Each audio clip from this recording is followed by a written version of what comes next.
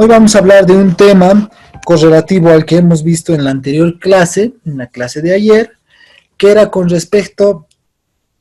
a la historia de la evolución histórica que habría sufrido Bolivia con las guerras internacionales, y que esa historia culmina, o sea, termina como un periodo, una etapa de una Bolivia, y a partir de este tema de la revolución del 9 de abril de 1952, es de que ya consideraríamos a Bolivia como en otra etapa, en otro momento, otro contexto histórico. Esta revolución vino a cambiar aquel status quo, llamémoslo más de forma sencilla, aquel tipo de historia, tipo de gobierno, tipo de manejo del país, del Estado, al que se estaba acostumbrando desde mediados del siglo XIX, o sea, mediados de 1800, hasta mediados de 1900, o sea, casi 100 años de un tipo de gobierno y sucesión de los estados. En todo caso, un tipo de gobierno y sucesión de los presidentes, mejor llamémoslo así.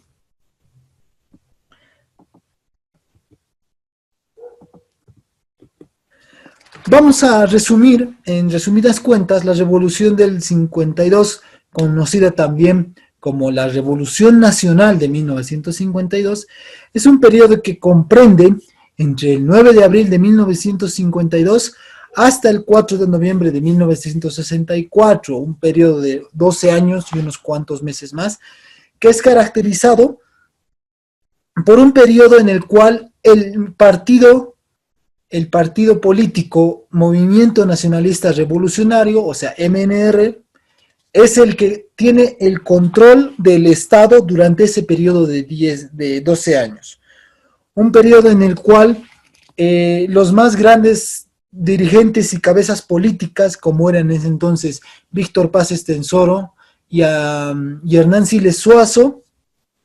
alternan la gobernabilidad del Estado boliviano en este periodo de 12 años de una forma intercalada, pero con la característica de que ambos, como miembros, junto a otros ideólogos del MNR, otras cabezas, manejan el Estado después de la revolución.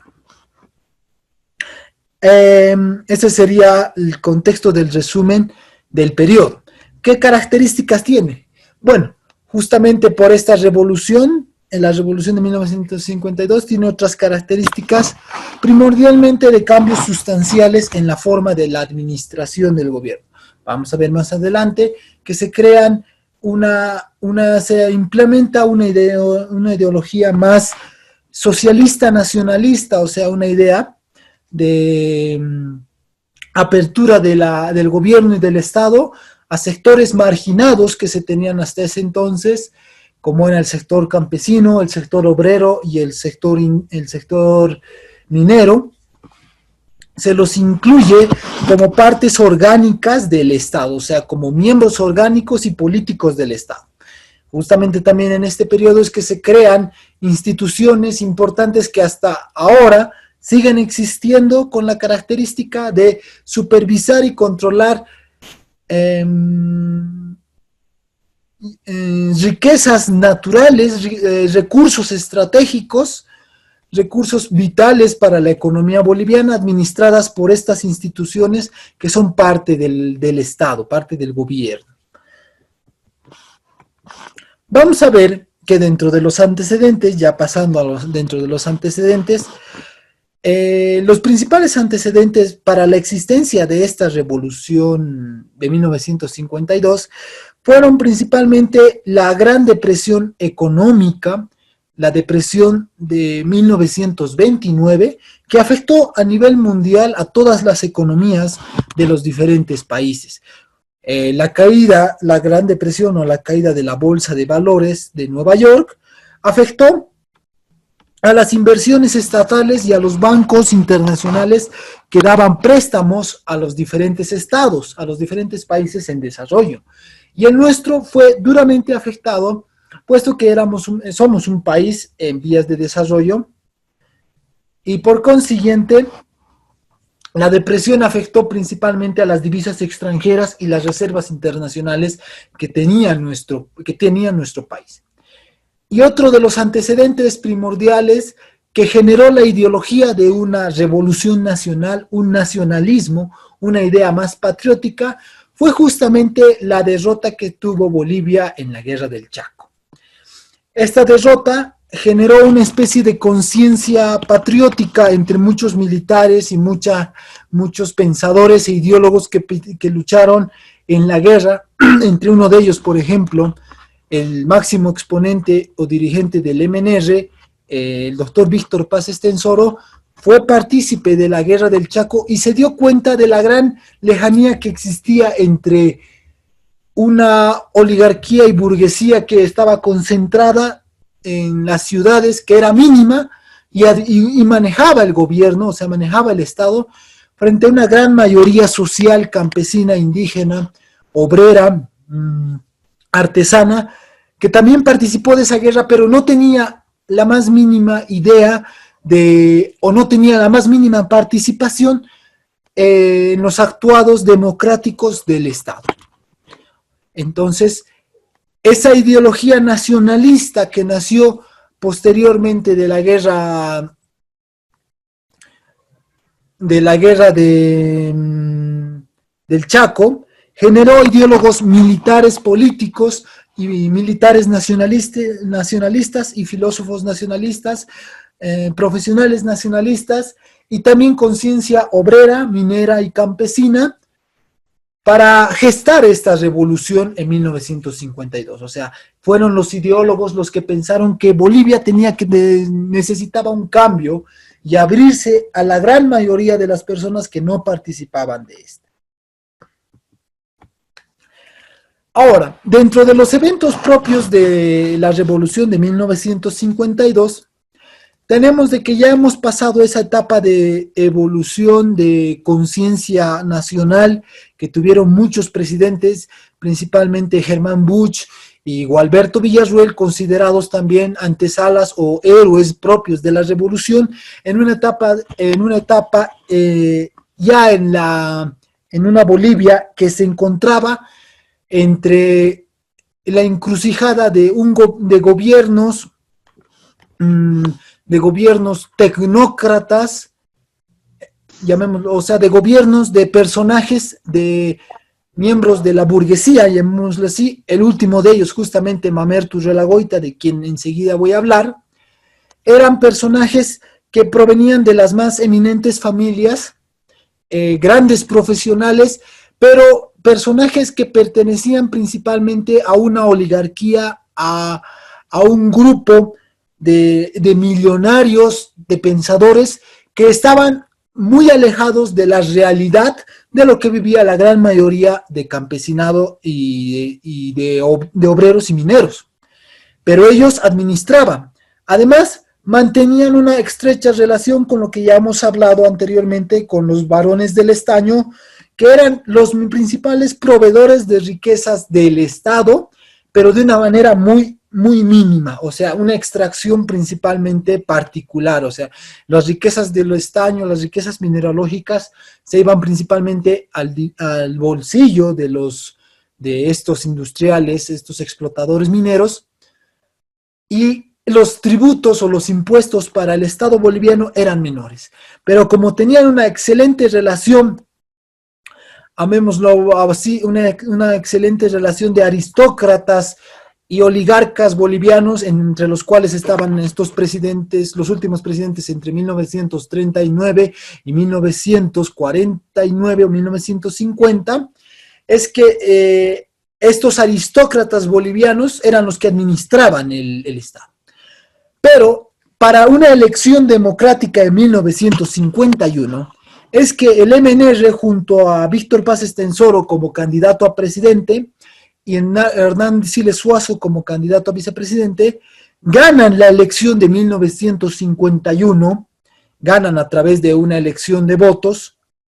una elección democrática, pero Mamerto Urrelagoitia, quien era, como le mencionaba, era un aristócrata boliviano y que estaba en ese momento como presidente,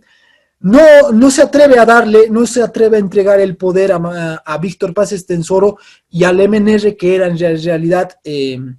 iba en contra de todos la ideología de la aristocracia y la oligarquía, un gobierno nacionalista revolucionario de izquierda. No acepta entregar el poder y lo que hace es genera un autogolpe. O sea, ¿cómo así? Entrega el gobierno a los militares. En este caso, lo entrega al comandante de las Fuerzas Armadas para 1951, que era el general Hugo Vallivian Rojas. El general Hugo Vallivian Rojas accede al poder a través de un autogolpe que genera el presidente Mamerto Urrelagoitia, todo por no darle el gobierno a Víctor Paz Estenssoro, y ese autogolpe se conoció usualmente o popularmente como el mamertazo. O sea, el autogolpe era este mamertazo que se llamaba, de una derivación justamente del nombre del presidente Mamerto Urrelagoitia. Hugo Vallivian Rojas accede al poder a partir de 1951, a partir del 16 de junio de 1951, y los militares, una junta militar, es la que se queda a la cabeza del gobierno. Ante esta reacción adversa a la elección de la gente que votó, o sea, de la gente que votó por el MNR, es que justamente se gestan dentro de los grupos campesinos, obreros, fabriles, mineros, muchos pensadores de la clase media, muchos, entre otros militares y policías, entre ellos el general Torres Ortiz, que era partidario del MNR, y Juan Lechino Quendo, que era dirigente de la Federación Sindical de Trabajadores Mineros de Bolivia, gestan un golpe de Estado el 9 de abril, que es conocido como la Revolución del 9 de abril de 1952. Antonio Seleme estaba a la cabeza de la policía y reúne un grupo de civiles como una especie de policía civil, y mientras tanto Juan Lechino Quendo junto con los mineros de la mina Milluni y otros obreros y fabriles más toman el poder por la fuerza, dan un golpe de Estado el 9 de abril a el gobierno de Hugo Vallivian Rojas. Es que a través de esto, en los días siguientes, entre el 9 y el 12 de abril, 9, 10, 11 y 12 de abril, es que sistemáticamente los partidarios del MNR, los que en realidad ganaron en las elecciones, es que van tomando los diferentes cuarteles e instituciones y luego, obviamente, el Palacio de Gobierno, el Palacio en la Plaza Murillo de La Paz, y entran a través de un golpe de Estado. Derrocan al presidente Hugo Vallivian Rojas, y es que a través de este golpe de Estado convocan a Víctor Paz Estenssoro, que se exilió en Buenos Aires, o sea, se fue a Buenos Aires porque era un perseguido político durante el gobierno de Hugo Vallivian Rojas, o sea, se había emitido una persecución política hacia él, y es por eso que se exilió en Buenos Aires, pero cuando el MNR, o sea, las milicias del MNR y los revolucionarios toman el poder, es que convocan a Víctor Paz Estenssoro para volver, puesto que él habría sido el candidato para presidente, y le entregan el gobierno y ingresan a Palacio Quemado como el nuevo gobierno, el revolucionario, que habrían recuperado a través de la fuerza, puesto que no se le habría dado la oportunidad, no se le habría dado el gobierno de forma democrática. Entonces lo tomaron por la fuerza. Hubo un saldo y coste de 490 muertos entre militares, revolucionarios y policías, mineros, etcétera, etcétera. Pero al final, el MNR, junto a Víctor Paz Estenssoro, Hernán Siles Suazo, Juan Lechino Quendo,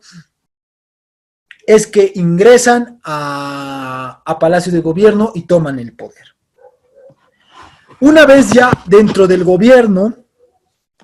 tomando el poder, una de las primeras medidas importantes que se toman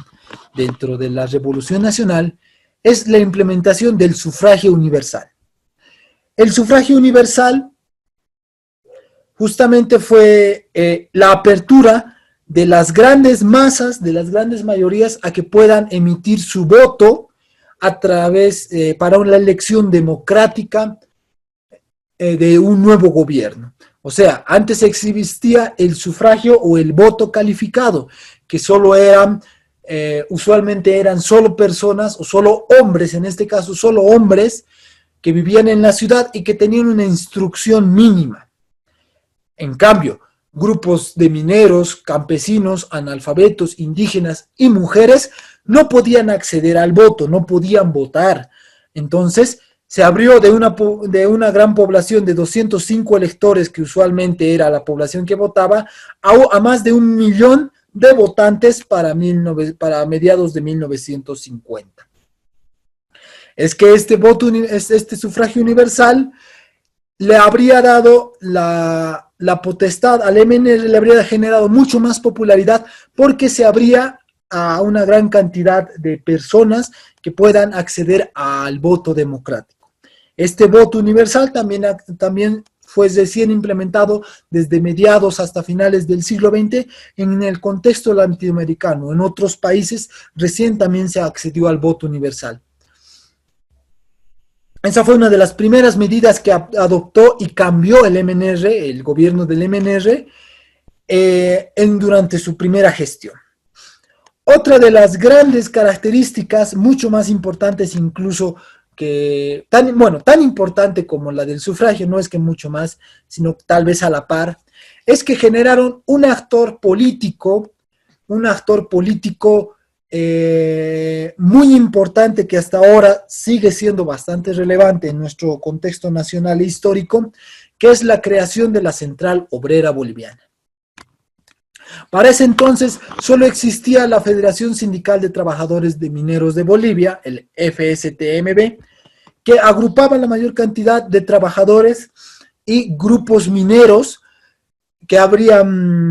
se habrían organizado en las diferentes minas para la administración de estas y para el control sindical, o sea, para la defensa de los trabajadores mineros. Pero no había una defensa sindical de trabajadores fabriles, de trabajadores obreros, de sindicatos de otros rubros. Y entonces, para esta característica es que se crea la Central Obrera Boliviana el 17 de abril de 1952. Esta Central Obrera Boliviana, a la cabeza primordialmente de Juan Lechino Oquendo, que fue el primer secretario ejecutivo, es uno de los actores políticos nacionales más importantes que habría generado esta revolución del 52. O sea, la COB aglutinaba a todas esas personas de manera sindical para poder organizarlas y para poder convertirlas en actores políticos dentro del Estado boliviano, y que ellos tengan decisión y tengan la capacidad de actuar sobre las decisiones en cuanto a la guía, a la dirección del Estado y del gobierno. A su vez, también Juan Lechino Oquendo es designado posteriormente como ministro de Minas y Petróleo durante el gobierno de Víctor Paz Estenssoro en su primer gabinete. Y otro de los eventos más importantes, bastante cruciales y controversiales de la revolución del 52, fue justamente la nacionalización de las minas. Hasta aquí, estimada Eliana, ¿tiene alguna pregunta, alguna duda, algo que no haya entendido? No, prof, todo está claro. Ya, perfecto, muy bien. Dentro de este evento de la nacionalización de las minas, uno de los más importantes del siglo XX en nuestro país, Bolivia, es de que era bastante controversial, puesto que esta se retrasó un par de años en vista de que dentro del MNR había partidarios de nacionalizar las minas y partidarios de mantener y generar una especie de aliados económicos a los varones del estaño Jóchitl, Patiño y Aramayo. Pero la tesis o la idea de nacionalizar al final es la que se impuso, y expropiaron las minas que correspondían a estos varones del estaño, pero con una compensación económica. O sea, las nacionalizaron, volvieron las minas a control del Estado, pero se les dio una compensación económica a los varones del estaño por dicha nacionalización. Es que en ese entonces la nacionalización de las minas genera otra de las instituciones importantes dentro de nuestro contexto nacional, que es justamente la creación de la Corporación Minera de Bolivia, o la Comibol, que hasta ahora es la que se encarga justamente del aglutinamiento de diferentes empresas, de diferentes cooperativas o de la extracción de los minerales en nuestro país. Hubo un retardo en cuanto a lo que era justamente la comisión encargada de la nacionalización de las minas, pero ya para el 31 de octubre de 1952 es que se nacionaliza las minas principales de siglo XX y Catavi, y estas pasan otra vez a control del Estado. O sea, el gobierno boliviano y el Estado boliviano ya era el que se encargaba de la explotación de los minerales. Luego, pasando los meses, se fueron nacionalizando los bienes y las diferentes minas que estaban distribuidos entre las diferentes compañías que lideraban tanto Hochschild, Patiño y Aramayo. Otro evento fundamental de la nacionalización, de la revolución de 1952, fue la reforma agraria. La reforma agraria nació también dentro de las masas, dentro de los grupos sociales del MNR, puesto que ellos, dentro de los ideólogos del MNR, había dos consignas primordiales. Uno era la nacionalización de las minas y el otro era la reforma agraria. La reforma agraria tuvo más inconvenientes que la misma nacionalización de las minas, puesto que esta generó un principal problema con respecto a otros miembros del MNR que eran para ese entonces latifundistas o terratenientes y apoyaban la revolución, pero no apoyaban tanto la reforma agraria. Es por eso que para ese entonces Víctor Paz Estenssoro no estuvo tan inmiscuido en la reforma agraria, pero sí lo hizo Hernán Siles Suazo. Hernán Siles Suazo se encargó de conformar diferentes miembros y actores políticos para estructurar esta reforma agraria y crear otra de las instituciones que hasta en la actualidad existe, que era justamente el Instituto Nacional de Reforma Agraria, o el INRA que conocemos como ahora, hasta ahora. Este INRA era el encargado de expropiar las tierras de los terratenientes o los latifundistas, los que tenían grandes extensiones de tierras agrarias, y las empezaron a dividir. Esta división generó fundos o minifundios y que se le otorgaba a la consigna a los campesinos que exigían esta tierra que trabajaban. O sea, la reforma agraria tuvo la característica de expropiar terrenos de grandes latifundistas, o sea, grandes dueños de tierras, y luego dividir estas tierras, estas hectáreas de tierras, y repartir a las diferentes familias campesinas para que ellas sean dueñas de estas tierras y puedan explotarlas, puedan trabajarlas de forma agrícola como ellas consideren. O sea, las tierras agrarias pasaron de unos cuantos latifundistas a una gran mayoría de campesinado y el sector agropecuario, o sea, personas que se dedicaban al agro. Luego, posteriormente, otra de las reformas, otra de las características principales dentro de la Revolución del 52 fue una reforma educativa, una reforma educacional que generaba principalmente la estructura de generar una nueva ley de educación y abrir el tema de la educación, el control de la educación estatal para las grandes mayorías que se encontraban en las áreas rurales, o sea, para campesinos, para mineros, para niños campesinos, niños mineros, niños fabriles, etcétera, con la característica de poder tener una educación más pública, o sea, que el Estado, el gobierno, sea el que se encargue de la educación y de la formación de los niños, de las generaciones. Este era principalmente el objetivo de hacer crecer la población estudiantil y de poder erradicar de una gran manera el analfabetismo que existía para mediados de los años 50 dentro de la gran mayoría de la población rural y la población nacional. Entonces, esta reforma educativa era justamente el tratar de mitigar o reducir el analfabetismo y poder llegar a aquellas comunidades, a aquellos pueblos, aquellas provincias, aquellos pequeños lugares donde no se tenía acceso a la educación. Luego tenemos nuestras referencias bibliográficas y con eso habríamos concluido un poco de la explicación de lo que sería la revolución de 1952.